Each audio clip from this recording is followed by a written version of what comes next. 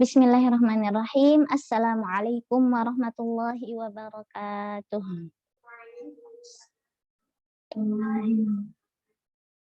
Alhamdulillahirabbil alamin wa bihi nasta'inu ala umuri dunya waddin. Wassalatu wassalamu ala asyrafil anbiya'i wal mursalin wa ala alihi wa sahbihi ajma'in amma ba'du. Rabbi shrah li sadri wa yassir li amri wahlul 'uqdatam min lisani yafqahu qawli. Rabbi zidna ilma warzuqna fahma. Amin. Ya, langsung saja. Uh, Pada kesempatan kali ini, ini juga sama ya, jadi rujukannya dari Ustadz Adi Hidayat di YouTube. Tuh, ini adalah dua cara deh, ya, dua cara untuk melawan cara melawan bisikan setan di dalam hati. Tuh, ya. Ini cuman mereview saja, gitu ya, karena saya yakin Antuna sudah pada tahulah gitu, insya Allah gitu. Ini cuman mengingatkan diri saya dan Antuna juga. Tuh. Yang pertama, otomatis ketika akhirnya ada bisikan-bisikan setan, kita biasanya melawan dengan ta'awudz, isti'adzah. Nah, isti'adzah. Ya, isti'adzah. Isti'adzah atau istighfar. Isti'adzah atau a'udzubillahi minasyaitonirrajim. Tuh, ya isti'adzah. Jadi fasta'idz billahi minasyaitonirrajim. Jadi segera berlindung kepada Allah Subhanahu wa taala. Bisikan apapun itu, ya pokoknya yang lebih mudah sih itu a'udzubillahi minasyaitonirrajim. Ada juga doanya, Rabbi inni a'udzubika min hamazatis syayatin wa a'udzubika rabbi an yahdurun. Itu jadi kita emang memohon pada Allah benar-benar dari segala bisikan setan. Jadi kayak di rumah atau nggak lagi diam-diam ada kayak bisikan gitu mau tilawah atau ngomong apa tuh itu banyak banget, ini udah lihat HP dulu gitu kan, ini HP dulu gitu kan. Nah di situ yang paling mudah akhirnya segera kita ya bertawud gitu ya, bertawud gitu, atau meminta pertolongan, memohon perlindungan kepada Allah Subhanahu wa taala. Gitu. Jadi sama seperti Nabi Ibrahim itu kan cerita yang terkenal itu ketika akan menyembelih ya Nabi Ismail itu kan di bisikan syaitannya Masya Allah banget gitu ya. Makanya akhirnya sampai Nabi Ibrahim itu melontar jumrah gitu kan, melontar jumrah. Nah di situ juga maksudnya itu asal muasalnya juga gitu ya. Jadi di situ ketika akhirnya bisikan setan itu benar-benar terasa banget gitu di kita, maka segeralah untuk memohon perlindungan kepada Allah Subhanahu wa taala. Dan ayat kursi. Jadi kan kita bisa meminta perlindungan kepada siapa sih gitu kan, kecuali kepada Allah doang gitu. Nah itu ayat kursi itu di dalamnya benar-benar akhirnya yang menunjukkan kalau misalnya cuman Allah doang loh gitu tempat tempat kita memohon perlindungan gitu. Nah, di situ banyak tauhidnya kan, Allahu la ilaha illa huwal hayyul qayyum la ta'khudhuhu sinatun wa la naum gitu. Jadi kita mau minta siapa sih? Minta sama manusia gitu, minta sama polisi, minta sama siapa gitu. Bahkan akhirnya ketika minta sama manusia juga manusia ada saat keadaan lengahnya, ada saat tidurnya gitu kan. Nah, di ayat kursi itu cuman Allah emang satu-satunya yang enggak tidur gitu kan. Itu kalau ya la ta'khudhuhu sinatun wa la naum gitu kan. Jadi kayak sinah itu kayak nggak pernah sama sekali ngantuk gitu. Kalau nu'as masih dalam keadaan ngantuk enggak gitu kan. Nah itu tuh Allah sama sekali nggak ada, bahkan ngantuk aja nggak ada gitu kan, apalagi tidur gitu kan. Nah itu, makanya akhirnya ayat kursi juga sangat efektif gitu untuk mengusir bisikan-bisikan setan. Itu. Yang kedua adalah tutup celah-celah di mana setan itu akhirnya membisikkan kita, gitu ya. Jadi di sini yang pertama bagaimana cara menutupnya gitu kan. Bagaimana cara menutupnya? Yang pertama itu interaksi kita dengan Al-Qur'an. Gitu ya. Jadi di sini di dalam Al-Qur'an disebutkan ja'alna bainaka wa bainal ladzina la yu'minuna bil akhirati hijaban mastura. Bil akhirati hijaban mastura. Jadi disebutkan wa idza qara'tal Qur'an, ada kan wa idza fa idza kan ada fa idza qara'tal Qur'an fasta'id billah. Terus ada satu lagi wa idza qara'tal Qur'ana ja'alna bainaka wa bainal ladzina la yu'minuna bil akhirati hijaban mastura. Jadi apabila kamu membaca Al-Qur'an, maka kami akan jadikan antara kamu dengan orang-orang yang tidak beriman kepada Allah, gitu ya, tidak beriman kepada akhirat, itu suatu penghalang. Nah, suatu penghalang yang tertutup gitu, yang menutupi, gitu. Makanya akhirnya ketika interaksi kita dengan Al-Qur'an itu, eee, banyak gitu ya, pokoknya sering gitu, maka akhirnya itu tuh jadi penghalang gitu untuk bisikan-bisikan setan, penghalang antara kita dengan setan. Dan siapapun yang akhirnya, mengajak kepada keburukan, nah itu jadi penghalang, gitu. Di sini, eee, mungkin kalau dulu penghafal Al-Qur'an kan disebut apa coba? Hamil, ya kan hamil bukan hafil. Eee, Makanya kenapa ada at-tibyan, ada fi hamalatil Qur'an gitu kan, hamil gitu kan. Jadi hamil itu kan hamil sebagaimana kan, perempuan juga kalau misalnya lagi mengandung itu kan, hamil gitu kan. Nah, disebutnya hamil. Hamil hamil, hamalatil Qur'an, hamil dia tuh mengandung gitu kan. Otomatis seorang perempuan itu secara nalurinya memang menjaga kandungannya. Ya nggak? Nah, ketika akhirnya kan menjaga kandungannya gimana supaya sehat, gimana supaya terawat dengan baik gitu. Nah, begitupun ketika akhirnya orang yang membawa Al-Qur'an, gitu loh. Jadi yang membawa manusia saja, membawa bayi di dalam kandungannya saja itu benar-benar dirawat dengan baik gitu. Apalagi membawa firman Allah. Itu makanya kenapa dulu orang zaman dulu itu bukan hafidz namanya, hafidz gitu, bukan hafizul Qur'an, bukan hufaz gitu, bukan, tapi hamil. Jadi emang benar-benar menjaga kandungan itu seperti apa gitu, menjaga kandungan Al-Qur'annya. Gitu ya, otomatis dilihat dari perbuatan dan sikap-sikapnya, gitu. Cuman itu dia, makanya kenapa akhirnya dinamakan dengan hamilul Quran, yang memang membawa Al-Quran. Bagaimana akhirnya, para penghafal Al-Quran ini menjaga gitu kandungan Al-Qur'annya, itu bahkan ya meresap gitu di dalam dirinya, gitu. Bahkan yang dulu yang hafil itu buat siapa?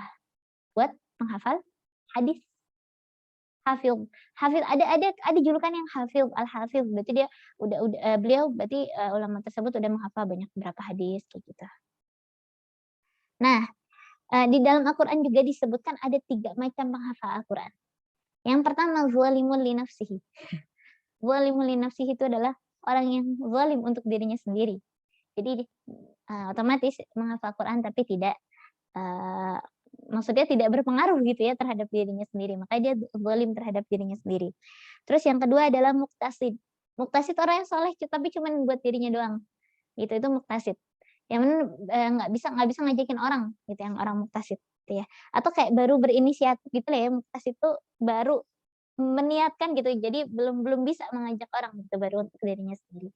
Terus sabiqum bil khairati biiznillah. Nah, ini yang ketiga nih yang bagus, yang memang harusnya gitu selayaknya, bagi penghafal Al-Qur'an itu itu untuk ini, jadi sabiqum bil khairat. Jadi emang berlomba-lomba gitu dalam, mengerjakan kebaikan, sabiqum bil khairati biiznillah.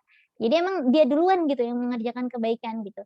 Terus, dan dia juga akhirnya yang mengajak pada orang lain gitu ya. Jadi nggak cuma kesolehannya itu nggak cuma buat dirinya sendiri, tapi buat orang lain juga, gitu. Yang pertama tadi interaksi dengan Al-Quran, terus yang kedua adalah orang yang mencoba untuk ikhlas atau mukhlis. Orang yang mencoba untuk ikhlas atau mukhlis. Di dalam, di dalam Al-Quran juga, cuman aku lupa suratnya surat apa, yang illa ibadaka minhumul mukhlasin. Qala hadza siratun alayya mustaqim inna ibadi. Ya pokoknya, di surat itu disebutkan kalau misalnya setelah setan-setan itu mengganggu, kalau nggak salah Al-Hijr ya. Jadi setan itu udah kan akhirnya, melakukan perjanjian kan dengan Allah, "Aku akan menjerumuskan hamba-hambamu," gitu.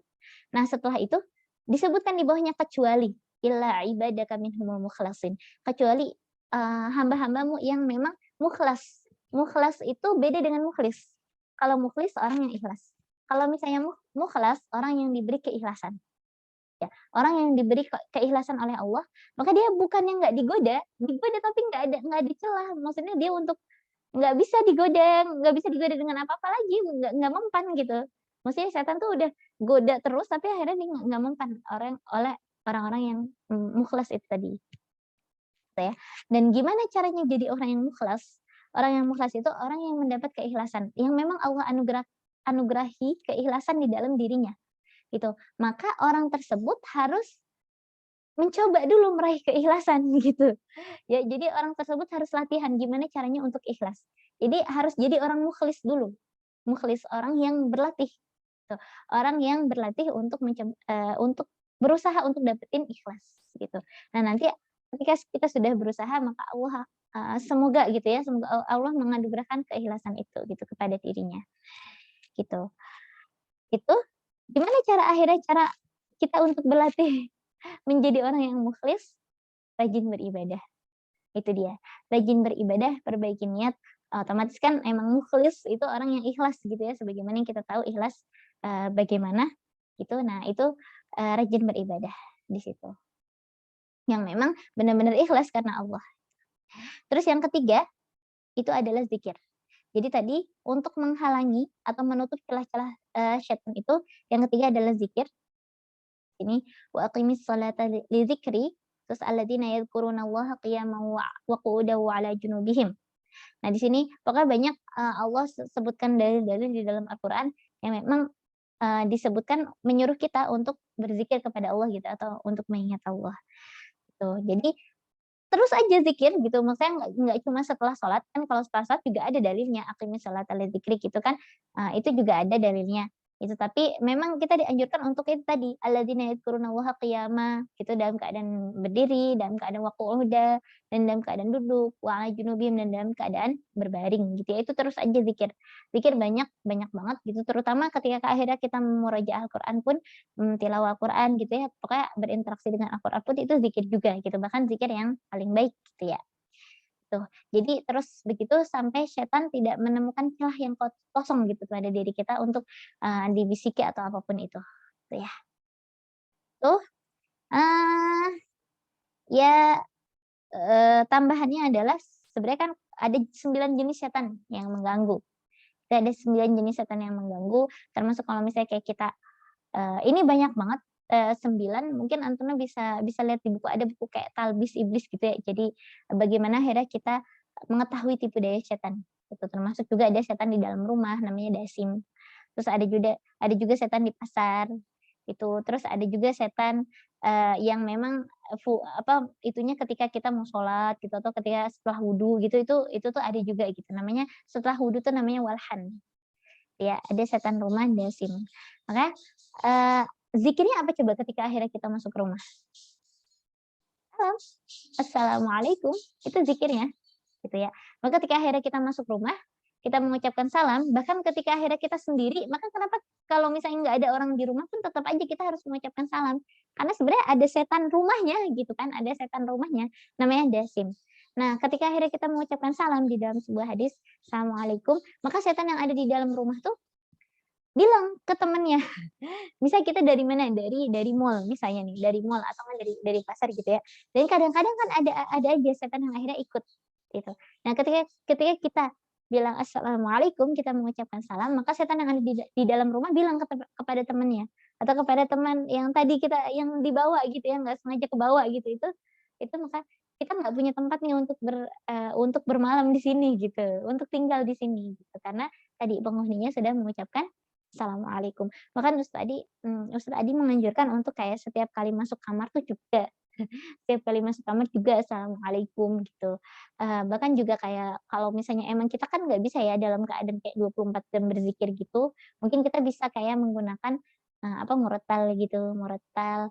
Bahkan, mungkin kalau bisa mungkin satu kamar itu atau di dalam kamar gitu, itu atau di satu rumah gitu, jadi sambungin gitu ke speaker audio gitu, terus, putarkan murotal bahkan 24 jam juga nggak masalah, gitu ya. Yang mana entar hawanya berbeda, gitu ya. Itu kan, mencegah masuknya setan juga di situ, gitu. Itu sih. Aku pernah nanya juga sama Ustadz, boleh nggak gitu kan, maksudnya murotal kayak gitu, sedangkan kita kan nggak selalu bener-bener ngedengerin banget gitu, istimil gitu. Itu bahkan lebih baik gitu, maksudnya daripada enggak sama sekali gitu. Sedangkan kita dalam keadaan yang tidak bisa berzikir sama 24 jam gitu kan. Nah, maka akhirnya kita, ya, kita andalkanlah gitu, maksudnya peralatan ataupun alat-alat gitu, sekiranya memang bisa. Ya cukup sekian dari saya. Jadi itu tadi hanya mengingatkan, jadi yang pertama pasti segeralah berlindung kepada Allah Subhanahu wa taala dengan ta'awudz atau dengan doa tadi ya, "Rabbi inni a'udzubika min hamazati syayatin wa a'udzubika rabbi an yahdurun." Atau yang keduanya, tutup celah pintu-pintu masuknya setan. Itu dengan interaksi dengan Al-Qur'an, banyak berzikir sama cobalah kita untuk menjadi orang-orang yang, ikhlas. Oke, jazakumullahu khairan, mohon maaf kalau kelamaan atau apa ya, kemalaman gitu ya. Ini, ini dadakan tapi alhamdulillah saya dapat aja ya, dapat aja sebenarnya banyak, banyak materinya, asalkan mau didengarkan. Oke, jazakallahu khairan. Kita tutup dengan membaca kafaratul majelis.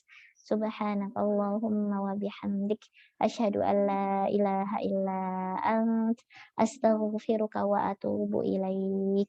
Kurang dan lebihnya saya mohon maaf. Wabillahi taufiq wal hidayah. Wassalamualaikum warahmatullahi wabarakatuh.